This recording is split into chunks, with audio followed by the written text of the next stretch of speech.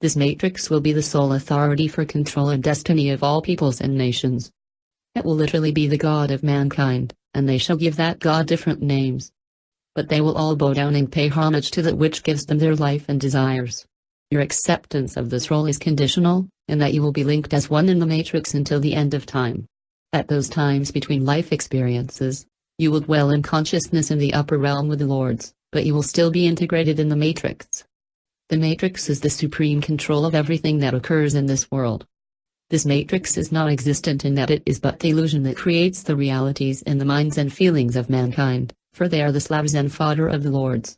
Your 12 integrations of consciousness will maintain the form of the illusion in the lives of the people, for it is the illusion of time itself.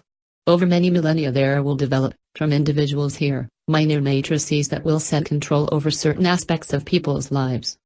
Often they will be religiously based or politically inspired, but may extend into controlling traditions of family organization and society behavior. They will give more power to certain integrations of the Great Matrix. However, their power and control will weaken with succeeding generations of men who will seek other systems built on authority and control, but which will always be introduced in the name of freedom. However, through all superficial changes, the matrix remains supreme, and everything that occurs will add to its strength and to the strength of the lords of the upper realm. All previous cycles of time have led us to this momentous cycle, one of particular greatness for us, and of fear and darkness for the rest of humankind. The illusion recognizes that there will be occurring in the bodies that you use from the earth, changes.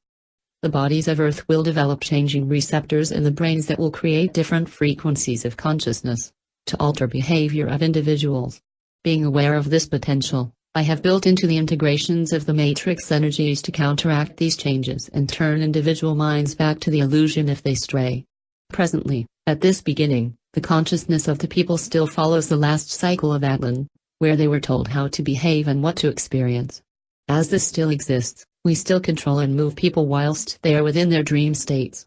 The priests and rulers all lead their people through listening to the gods. In 5,000 years this will change, as the people become more self-aware, or to state more correctly, body-aware. By this, then, the people will come to view themselves as separate units who are capable of determining their own individual futures, if such is at all possible. Nevertheless, they will seek to establish their independence of rulers and priests.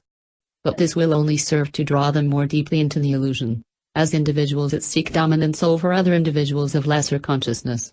Those who seek this will personally align their consciousness with the matrix, and many will become our entities, our servants, for they will unconsciously work in harmony with the integrations.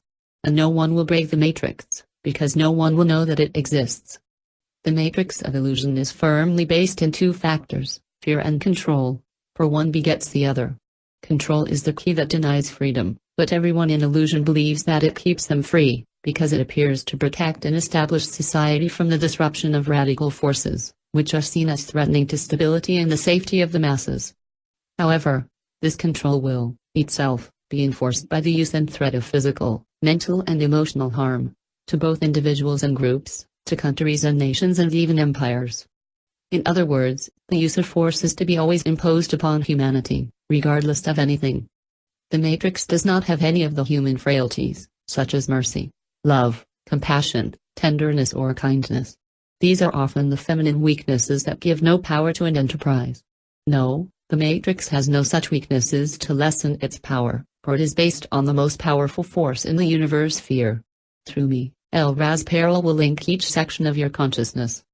The moon has reached its zenith in the heavens, and you must now, consciously and willingly, submit your consciousnesses to be one with that of El Raz Peril, for he is the gatherer and keeper of souls, and from this moment on you shall all belong to him, for eternity. I shall begin with the first integration and end with the last, being that of Belpany. Now, all of you, allow the force to burn through your consciousness, and I shall lock the matrix for all time. So the great matrix of time was formed, and with it the illusion, which has dominated mankind ever since. This matrix has no place or time, or no earthly habitat, for it exists beyond time and space. But it is locked within the consciousness of all mankind, moving and controlling it, consistently influencing thought, feeling and action. Over the thousands of years since its formation, the 144, plus Janix and El Raz Peril, have met physically on the earth in order to influence those who were to integrate minor matrices. to stimulate constant conflict, to subject mankind to wars, disease, misery and helplessness, has been their aim. This time loop is the most powerful one ever developed by the astral lords, for nowhere on this planet is anyone free from its influence.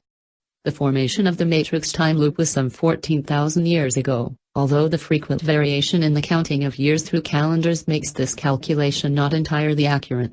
Nevertheless, the cycle of the loop lasts 14,000 years, so it is clear that the cycle is fast coming to its conclusion.